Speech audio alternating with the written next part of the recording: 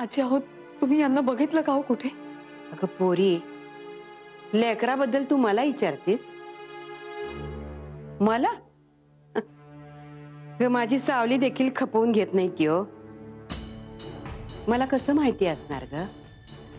तसं नाही आजी, मला मला खूप काळजी वाटते हो. मला काही सुचत नाहीये, काय करू काय कळत नाहीये. काय बी काळजी करू नगस. कसं असतंय ना पोरी, घरचा पुरुष कुठं बी गेला भरकटला तरी बी शेवटी आपल्या बायकोकडेच येत असते. काय काळजी करू नका, समजा व्यवस्थित होईल. जा, तू आराम कर. जा.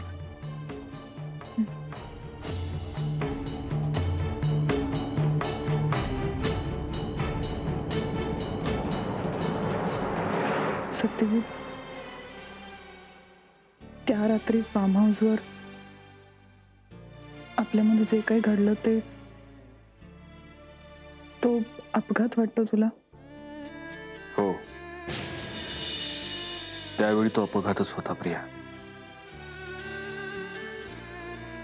पण मग असा अपघात पुन्हा पुन्हा व्हावा असं मला वाटतं.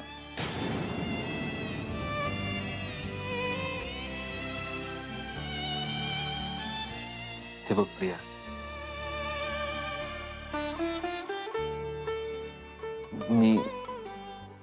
मी आजपर्यंत तुझ्याशी जे काही वागलो असेल, पण इथून पुढे तुझ्याशी फक्त खरं बोलायचं असं ठरवलंय मी. त्या रात्रीनंतर माझ्या मनात एक खूप विचित्र अपराधीपणाची भावना निर्माण झाली. ती आजही आहे. मी मंजिरीवर जीवापाड प्रेम केलं, पण तिनं माझा विश्वासघात केला. ज्या व्यक्तीवर मी स्वतःपेक्षाही जास्त प्रेम केलं तिच्यावरच सूड उगवावं असं वाटलं मला. असं का झालं माझ्या बरोबर? जिच्यावर मी एवढं प्रेम केलं तिनंच असा विश्वासघात करावा माझा. मंजिरीनं माझी फसवणूक केल्यानंतर काही महिने मी अक्षरशः भरकटल्यासारखा झालो होतो. पण मग आत्ताही तू त्याच भरकटलेल्या अवस्थेत इथे आलायस का? माहित नाही, असे नाही कदाचित.